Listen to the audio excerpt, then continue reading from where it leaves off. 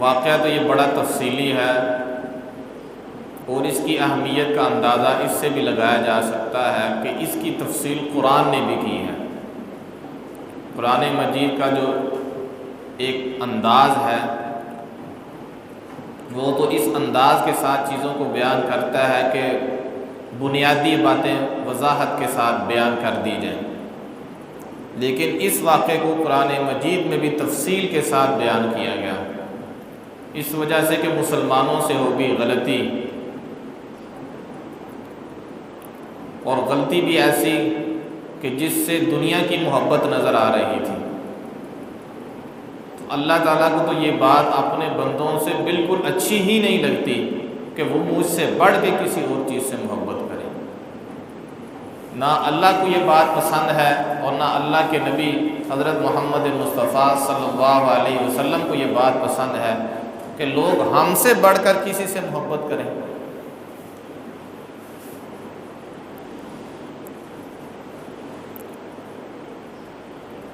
آپ صلی اللہ علیہ وسلم کے چچا حضرت عباس رضی اللہ تعالیٰ عنہ جو مکہ کے اندر تھے، نبی علیہ السلام مدینہ کے اندر تھے، اور نبی علیہ السلام جب فتح مکہ کے لیے جا رہے تھے تو حضرت عباس ہجرت کر کے مدینہ آ رہے تھے، تو راستے میں نبی علیہ السلام کی اور حضرت عباس کی ملاقات ہو گئی۔ تو آپ نے فرمایا عباس تم آخری مہاجر ہو، خاتم المہاجرین، تم آخری مہاجر ہو، کیونکہ ظاہر ہے ہجرت اسی وقت تک تھی جب تک مکہ فتح نہیں ہوا تھا۔ اگر مکہ فتح ہو جاتا تو پھر تو ہجرت کا تو تصور ہی نہیں رہنا تھا۔ تو نبی علیہ السلام نے فرمایا تم آخری مہاجر ہو، تو انہوں نے ہجرت بالکل آخر میں کی، تو پھر کہاں رہتے تھے یہ؟ مکہ کے اندر ہی۔ انہوں نے نبی صلی اللہ علیہ وسلم کو کفار کی ساری اطلاع خط کے ذریعے دے دی تھی۔ جب کفار نے غزوہ احد کے لیے تیاری کی تھی تو نبی علیہ السلام کے چچا حضرت عباس رضی اللہ تعالیٰ نے ساری باتیں خط میں لکھ کے نبی علیہ السلام کو طرف روانہ کر دی۔ ایک قاصد بھیجا جو بڑی تیزی کے ساتھ گیا، نبی صلی اللہ علیہ وسلم مسجد قباء میں تشریف فرما تھے، وہاں آپ کو خط ملا، اور نبی صلی اللہ علیہ وسلم کے صحابی حضرت ابی ابن کعب رضی اللہ تعالیٰ عنہ نے وہ سارا خط پڑھ کر نبی علیہ السلام کو سنا دیا کہ ہزاروں اونٹ ہیں، ہزاروں بندے ہیں، اتنے گھوڑے ہیں، بڑی تیاری کے ساتھ آ رہے ہیں۔ اور ظاہر ہے یہ تیاری انہوں نے کرنی ہی کرنی تھی، کیونکہ 1 سال پہلے غزوہ بدر ہوئی تھی، ٹھیک ٹھاک ان کو مار پڑی تھی، ان کے بندے بھی مارے گئے، ان کے بندے قیدی بھی ہو گئے، بڑے بڑے سردار مارے گئے، ان کو بڑا غصہ تھا، تو بڑی تیاری کر رہے تھے وہ اس کے لیے۔ چنانچہ انہوں نے پھر تیاری کر لی اور حضرت عباس نے خط کے ذریعے نبی علیہ السلام کو ساری تفصیل بتا دی۔ نبی علیہ السلام چونکہ قباء میں تھے تو آپ نے وہاں کہا کہ بھئی اس کو ذرا بھی بات کو ایسی رہنے دو۔ مدینہ میں آئے اور وہاں جو بڑے بڑے صحابہ تھے انصار میں سے، مہاجرین میں سے، نبی علیہ السلام نے پھر ان سے آ کے مشورہ کیا، ان سے بات چیت کی، اور اس کے بعد پھر جنگ کی تیاری کی۔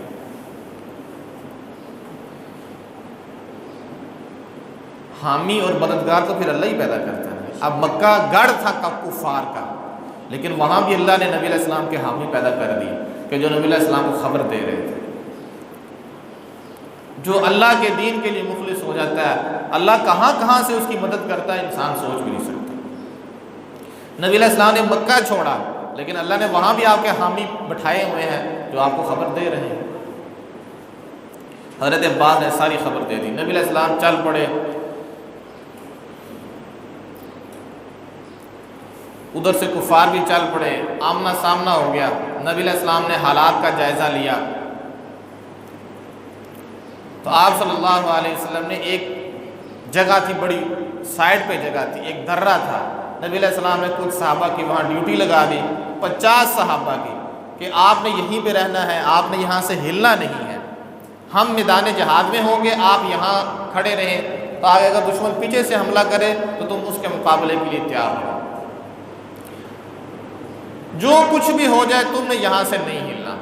آپ نے ان 50 لوگوں کو یہ کہا کہ جو کچھ بھی ہو جائے تم نے یہاں سے نہیں ہلنا، اس جگہ کو تم نے نہیں چھوڑنا۔ چنانچہ جنگ شروع ہو گئی، مسلمانوں کو فتح ہو رہی ہے، کفار مر رہے ہیں، کفار بھاگ رہے ہیں، اور مسلمان دھڑا دھڑ آگے کی طرف جا رہے ہیں، کفار کو مار رہے ہیں اور دشمنوں کا مقابلہ کرتے چلے جا رہے ہیں، اللہ کے دشمنوں کو نیست و نابود کرتے چلے جا رہے ہیں۔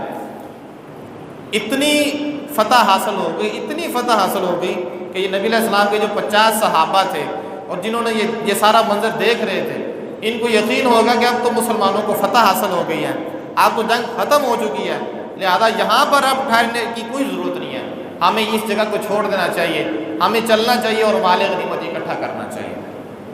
چنانچہ ان صحابہ نے جگہ چھوڑ دی۔ نبی علیہ السلام نے ان کے اوپر ایک امیر مقرر کیا تھا، وہ ان کو سمجھاتے رہے کہ بھائی نہ چھوڑو جگہ۔ نبی علیہ السلام نے بڑی تاکید کے ساتھ فرمایا تھا اس جگہ کو نہ چھوڑنا، اس جگہ کو نہ چھوڑنا، ایسا جگہ نہ چھوڑو، لیکن انہوں نے کہا بھائی جگہ کیوں نہ چھوڑیں، اب تو جنگ ویسے ہی ختم ہو چکی ہے۔ چنانچہ صحابہ چلے گئے، اس جگہ کو چھوڑ دیا۔ بس اب یہ غلطی تھی، جگہ کو نہیں چھوڑنا چاہیے تھا، جگہ کو چھوڑ دیا۔ اب وہ جو 50 تھے غالباً 40 کے قریب وہاں سے نکل پڑے، جگہ کو چھوڑ دیا تو پیچھے کتنے بچ گئے؟ 10 کیا کر سکتے تھے؟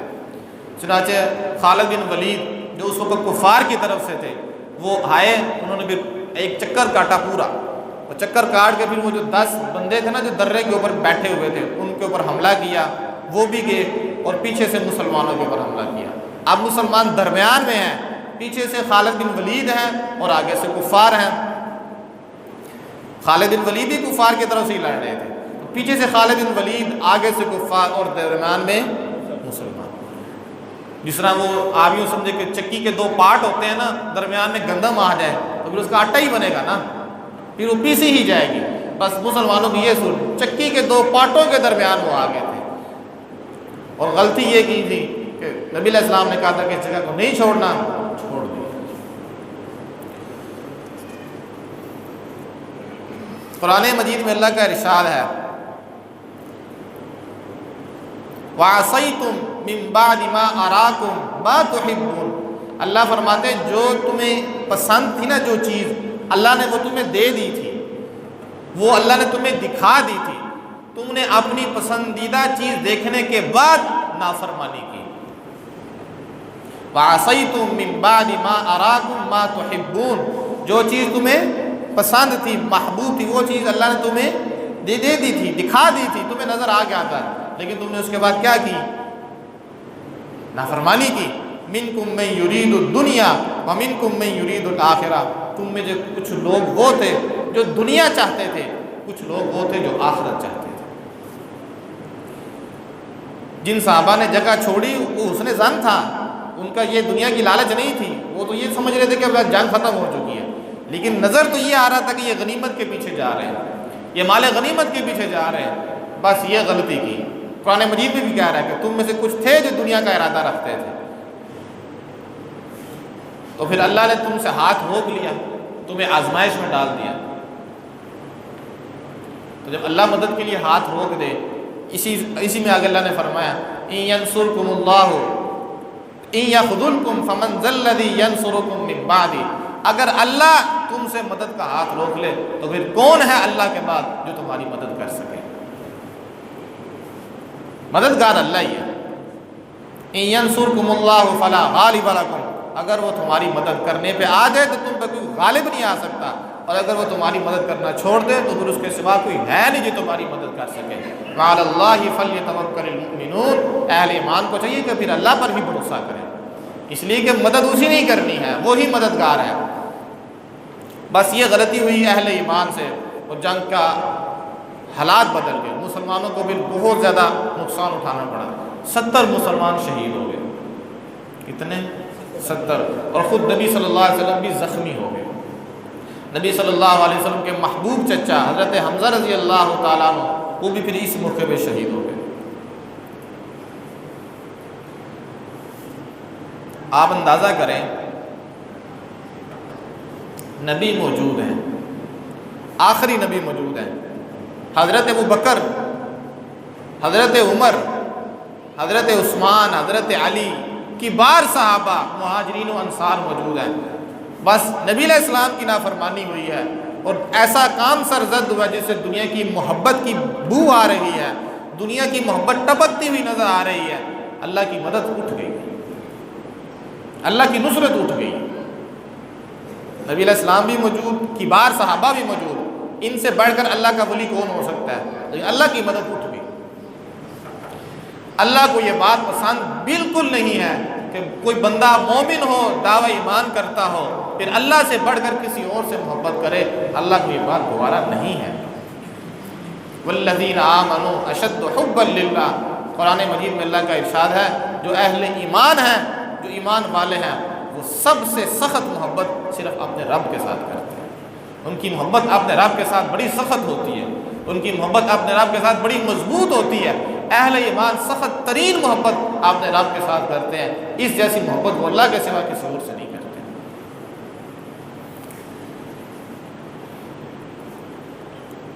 اس موقع پہ نبی صلی اللہ علیہ وسلم کو جب زخمی ہو گیا نا تو آپ نے زرہ بھی پہنی ہوئی تھی، تو آپ کو نا ایک اونچی جگہ پہ بٹھانا تھا۔ ظاہر ہے ایک انسان کا اپنا وجود، اس کا وزن، پھر ایک اگر زرہ پہنی ہو لوہے کی وزن زیادہ ہو جائے گا نا، لوہے کا بھی اپنا کتنا زیادہ وزن ہوتا ہے۔ تو پھر ایک صحابی تھے طلحہ بن عبید اللہ رضی اللہ تعالیٰ عنہ، انہوں نے بھی بڑی مشقت کے ساتھ نبی علیہ السلام کو اٹھایا، اونچی جگہ پہ بٹھایا۔ جو ہی نبی علیہ السلام کو انہوں نے اونچی جگہ پہ بٹھایا تو نبی علیہ السلام نے فرمایا طلحہ نے اپنے لیے جنت واجب کر دی ہے، یہ اب جنتی ہو گیا۔ اتنا نبوت کا بوجھ اٹھایا، اور پھر نبوت بھی وہ جو زخمی حالت میں، پھر اس کے اوپر بھی زیرہ پہنی ہوئی، اتنا بوجھ اٹھا کے اس نے مجھے اتنی محفوظ جگہ پہ رکھ دیا ہے، اللہ نے اس کے لیے جنت کو واجب کر دی ہے۔ بڑی ہمت کی بات ہے کہ بندہ زخمی ہو اور پھر زخمی حالت میں بندہ کسی کو اٹھائے، اور جس کو اٹھا رہا ہے اس نے بھی پھر زیرہ پہنی ہو۔ اسی دوران نبی صلی اللہ علیہ وسلم کے ایک صحابی تھے، ان کا نام تھا قتادہ بن نعمان، وہ نبی علیہ السلام کا دفاع کر رہے تھے۔ جب حالات خراب ہوئے نا تو چند صحابہ ہی نبی علیہ السلام کے ارد گرد رہ گئے تھے، تو یہ قتادہ بن نعمان بھی ان میں سے تھے۔ نبی علیہ السلام کی حفاظت کرتے ہوئے کبھی آگے، کبھی پیچھے، کبھی اس طرف، کبھی جس طرح ایک بندہ کسی چیز کی حفاظت کرتا ہے، تیروں کو روکتا ہے، تو یہ حفاظت کرتے کرتے کبھی ایسے آگے پیچھے ہو رہے تھے۔ ظاہر پھر بندے کو ایک جگہ سکون نہیں آتا، وہ آگے پیچھے ہوتا رہتا ہے۔ تو قتادہ بن نعمان رضی اللہ تعالیٰ عنہ نبی علیہ السلام کی حفاظت میں آگے پیچھے اس طرح حرکت کرتے جا رہے تھے۔ بس اسی حرکت کے دوران ایک تیر آیا اور ان کی آنکھ کے اوپر لگا، اور ان کی آنکھ نکل گئی، سامنے آ گئی، چہرے کے اوپر آ گئی۔ آنکھ کا جو اندر والا حصہ ہے وہ جب اتنا زور سے تیر لگا تو ظاہر ہے پھر اس نے باہر ہی نکلنا تھا، آنکھ نکل کے باہر آ گئی، اور نبی علیہ السلام کی خدمت میں حاضر ہوئے۔ دیکھیں یا رسول اللہ، یہ آپ کے لیے، یہ آپ کے لیے۔ تو نبی صلی اللہ علیہ وسلم نے پھر اپنے ہاتھ مبارک سے اس کو پکڑا، اس آنکھ کو، اور بسم اللہ پڑھ کے اس جگہ پہ رکھ دیا۔ اللہ کا کرنا ایسا ہوا کہ وہ آنکھ بالکل ٹھیک ہو گئی، نہ کوئی ٹانکا لگا، نہ کوئی سرجری ہوئی۔ اب آنکھ تو ویسی بڑی حساس جگہ ہے، اس کی بڑی نازک جگہ ہے، تو آپ نے اس کو پکڑ کے باہر رکھ دیا اور اس کی آنکھ بالکل ٹھیک ہو گئی۔ صحابہ فرماتے ہیں وہ جو زخمی آنکھ تھی نا، وہ دوسری آنکھ سے بھی زیادہ خوبصورت نظر آتی، وہ دوسری آنکھ سے بھی زیادہ خوبصورت نظر آتی۔ اس کو کہتے ہیں کہ قربانی کرے نا تو پھر اللہ تعالیٰ نوازتے ہیں۔ یہ تو دنیا کی نعمتیں، یہ تو آنکھ پھر ضائع ہو جائے گی، بندہ قبر میں جائے گا، پتہ نہیں کیا بنے گا۔ وہ تو جنت میں اللہ نے دینا، وہ تو ہم سوچ بھی نہیں سکتے، حدیث کے اندر بھی آتا ہے، نبی علیہ السلام نے فرمایا اللہ تعالیٰ نے اپنے نیک بندوں کے لیے ایسی ایسی نعمتیں تیار کر رکھی ہیں جو نہ کسی کان نے سنی ہے، نہ کسی آنکھ نے دیکھی ہے، اور نہ ہی کسی انسان کے دل میں اس کا خیال پیدا ہوگا۔ ہم سوچ بھی نہیں سکتے کہ جنت کیسی ہے۔ وَفِيهَا مَا تَشْتَهِيهِ الْأَنفُسُ وَتَلَذُّ الْأَعْيُنُ، جنتی جب جنت کے اندر جائیں گے تو قرآن کہتا ہے وہ عش عش کریں گے، ان کی آنکھیں بھی خوش ہو جائیں گی، ان کے دلوں کو بھی اطمینان مل جائے گا۔ ایسا ہوگا جنت کے اندر، لیکن وہ کیا ہوگا وہ اللہ ہی بہتر جانتا ہے، جس نے یہ جنت بنائی ہے۔ تو قتادہ بن نعمان تھے جن کی آنکھ نکل گئی تھی۔ اسی طرح اس موقع پہ نبی علیہ السلام کے ایک صحابی تھے حضرت زیاد،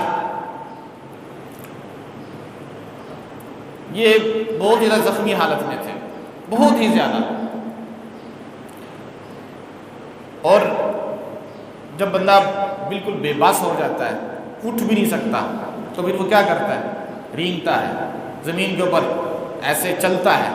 ان کے اندر اتنی ہمت بھی نہیں تھی کہ یہ اٹھ کر کھڑے ہو سکے، اتنے زخم آ چکے تھے کہ یہ اٹھ کر کھڑے بھی نہیں ہو سکتے تھے۔ حضرت زیاد رضی اللہ تعالیٰ عنہ بس اسی طرح یہ ایسے چلتے جا رہے تھے، زمین کے اوپر گھسٹتے جا رہے تھے۔ جو ہی نبی صلی اللہ علیہ وسلم کے قدموں میں پہنچے ہیں، ان کی روح الگ ہو گئی، روح جسم سے الگ ہو گئی، اور اس حالت میں ان کو موت آئی کہ ان کا چہرہ نبی صلی اللہ علیہ وسلم کے قدموں کے اوپر تھا۔ اللہ تعالیٰ نے یہ اعزاز نصیب کیا، لیکن اس کے پیچھے کیا ہے؟ زخم، اس کے پیچھے کیا ہے؟ جہاد، اس کے پیچھے کیا ہے؟ جان کی قربانی، اس کے پیچھے مال کی قربانی، سب کی قربانی۔ پھر اللہ تعالیٰ یہ اعزاز دیتا ہے کہ محبوب کے قدموں میں بھی موت عطا فرماتا ہے۔ نبی علیہ السلام کے قدموں میں ان کی موت آئی تھی، ایسے گھسٹتے آ رہے تھے، جو ہی نبی علیہ السلام کے قدموں میں آئے ہیں، ان کی روح پرواز کر گئی۔ اور بھی اس واقعے کے اندر اللہ تعالیٰ نے ایسے واقعات ہیں اس کے اندر کہ بندہ دیکھ کے حیران رہ جاتا ہے، کیا قربانی ان لوگوں نے دکھائی۔ اگرچہ غلطی بھی ہو گئی، لیکن اپنی بات کے اوپر نبی صلی اللہ علیہ وسلم سے جو وعدہ کیا تھا کہ یا رسول اللہ ہم نے جہاد کے اوپر بیعت کیا ہے، ہم نے موت کے اوپر بیعت کیا ہے، جب تک ہمارے جسم کے اندر جان رہے گی ہمارا مال بھی قربان ہے اور ہم خود بھی آپ کے لیے قربان۔